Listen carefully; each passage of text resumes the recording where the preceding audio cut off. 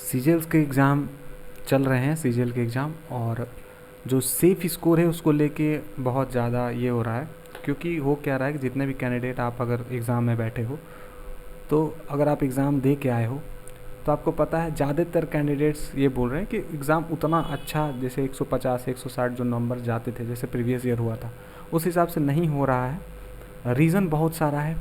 तो इस बार क्या ऐसा, जिस बार का जो लेवल ऑफ जो भी पेपर का लेवल है वो क्या पहले आया हुआ है, और किस ईयर में सेम लेवल का पैटर्न, सेम लेवल का पेपर आया हुआ है, वो इस वीडियो में आपको देखने को मिलेगा। और क्या आपका सेफ़ स्कोर रहना चाहिए ताकि आप अपने आप को सेफ समझो।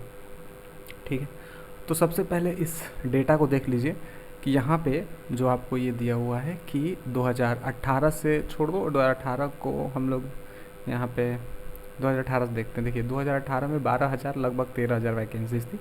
कट ऑफ गया था 2018 का ये वाला है। ठीक है, 126.5 जो पेपर था वो मॉडरेट टाइप का था, इजी टू मॉडरेट था बोल सकते हो। ठीक है, 2019 में अगर देखा जाए तो लगभग 8,500 वैकेंसीज थी, जिस पे कट ऑफ गया था आपका 137। तो ये उतना बहुत ज़्यादा प्रीवियस हो जाता है, तो उतना मेरे पास उसका डेटा तो नहीं है। लेकिन मैंने क्या किया कि प्रीवियस ईयर के पेपर निकाले थे, जैसे ये वाले हो गए, ये और ये दोनों में बहुत ज़्यादा का अंतर नहीं था। ये जो पेपर था ना, ये थोड़ा सा कठिन था, हल्का सा कठिन, मतलब आप बोल सकते हैं मॉडरेट था। इस 2020 वाले पेपर में और 2021 वाले पेपर में बहुत ज़्यादा का अंतर नहीं था। ठीक है, कुछ कुछ शिफ्ट्स में 2020 का जो पेपर था वो मतलब आप मॉडरेट बोल सकते हो, पेपर मॉडरेट था, जिसमें जीके का क्वेश्चन, जीके हो गया, इंग्लिश हो गया, मैथ हो गया, ये मतलब मैथ का बस मैथ ही एक ऐसा चीज़ था जिसमें थोड़ा सा मैथ के जो क्वेश्चन है थोड़ा सा कैलकुलेटिव थे, बाकी तीनों सेक्शन आप इजीली कर सकते हो। और इस साल नॉर्मलाइजेशन भी अच्छे अच्छे खासे मिले हुए थे, इसलिए जो कट ऑफ था वो इतना गया था। 2020 की बात हो रही है। अब आ जाते हैं 2021 में, बहुत इंपॉर्टेंट। अगर आपने प्रीवियस ईयर नहीं दिया 2020 का 21 का, तो आप जाके देखना जो लेवल है ना, जो इस बार का लेवल है, इस बार क्या हो रहा है 2023 में, क्या हो रहा है, इतनी वैकेंसीज हैं 2023 में। और हो क्या रहा है कि जीके जीके जो है ना, आप चाहें आप 14 तारीख से लेकर फिर 19 तारीख तक जो भी पेपर हुए हैं उनका जीके का लेवल ना बहुत हाई आ रहा है। ठीक है, शायद ही कोई ऐसा शिफ्ट होगा जिसमें जीके आसान, किसी ने बोल दिया कि नहीं मेरा जो है कि मेरे 15 से 17 क्वेश्चन मेरे सही हो जाएंगे और मेरे 15-17 क्वेश्चन पूरे मुझे आ रहे थे। ऐसा नहीं हो रहा है। यूजुअली क्या, जो भी लोग आप अगर पेपर दे रहे हो तो आप लोगों को पता होगा, 100% आप भी एग्री करोगे मेरे बात से, कि 7 से 8 क्वेश्चन तो ऐसे आ रहे हैं कि जो आप अगर पढ़े हो, थोड़ा सा पढ़े हो, तो आप वहाँ 7 से 8 क्वेश्चन आप बना ले जाओगे। 5 उसके अलावा प्लस और 5 कर दो इसमें। 5 तो ऐसे क्वेश्चन आ रहे हैं जिन्होंने डिटेल में पढ़ा है, बहुत अच्छे से जिन्होंने पढ़ा है, लगातार आप 2-3 साल से अगर तैयारी कर रहे हो, तो वो जो नेक्स्ट 5 क्वेश्चन हैं वो आप बना ले जाओगे।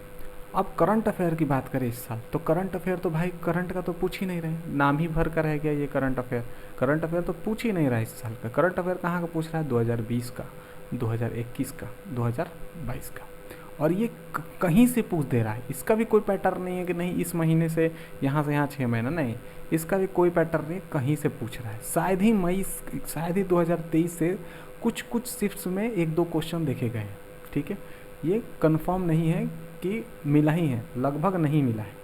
तो आप अगर अच्छे से पढ़े हो ना, तो ये 5 क्वेश्चन आप कर ले जाओगे, यानी कि 7-5 12 से 13 क्वेश्चन आप अगर कर लेते हो तो अपने आप को आप टॉप में समझो, आप अपने आप को टॉप में समझो कि हाँ भाई आपने अच्छा पेपर जीके का किया है।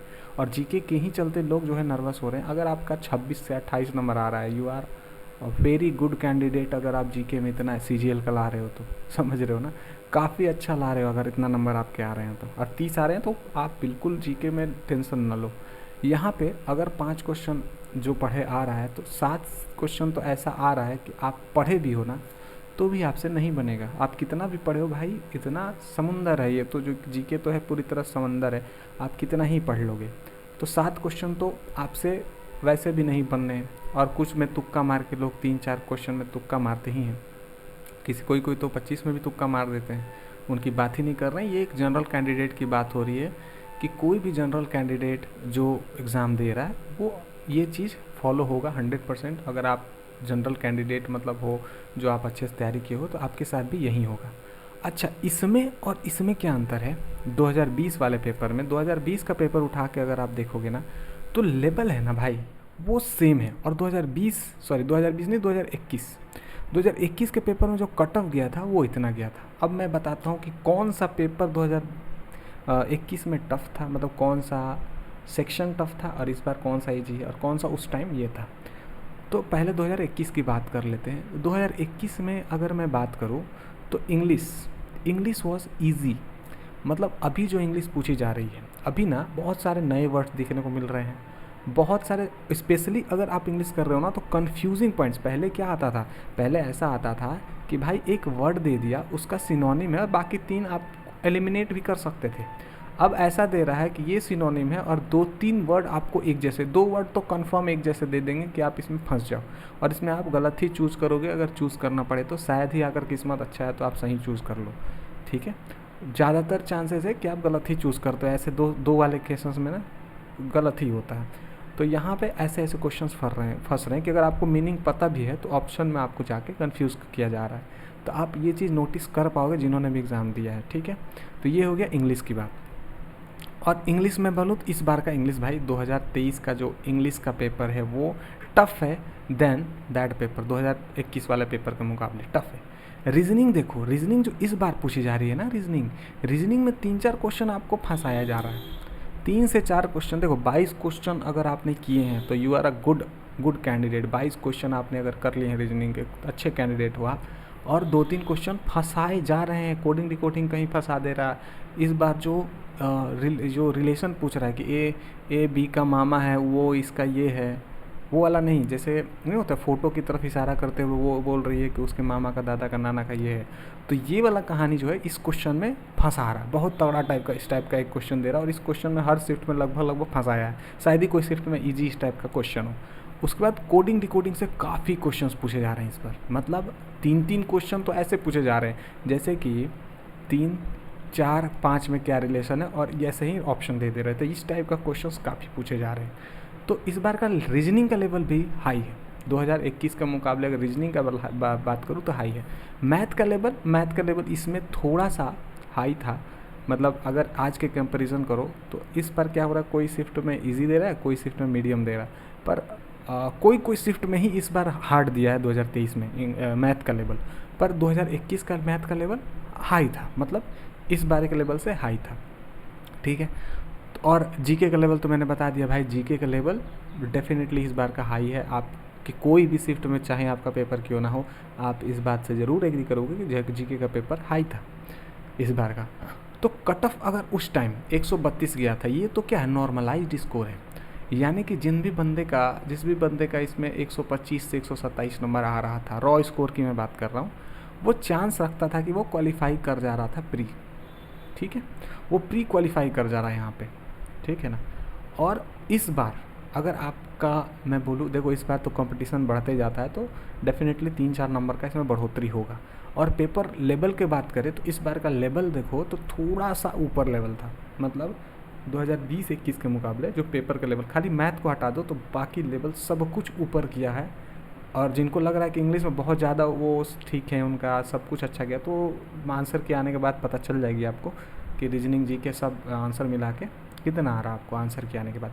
तो इस बार का जो कट ऑफ जाना चाहिए मेरे हिसाब से इसी के करीब होना चाहिए। देखो ये जो है ना, फाइनल जो कट ऑफ आनी चाहिए इस बार की, अगर आपके 135 नंबर रॉ स्कोर हैं, अब देखो इसमें इजी शिफ्ट की भी हो सकती हैं और हार्ड शिफ्ट, तो आप कोई भी आपका शिफ्ट हो, अगर आपका 135 नंबर के आसपास है, इसमें -5 भी कर लो, यानी कि 130 से लेके 140 के बीच में अगर आपके रॉ स्कोर बन रहे हैं, मतलब आपको लग रहा है कि हाँ कितना भी कट जाए मेरा नंबर, कितना भी कट जाए मैं 130 प्लस ही रहूँगा, तो भाई आप 100% मेंस के लिए तैयारी कर सकते हो।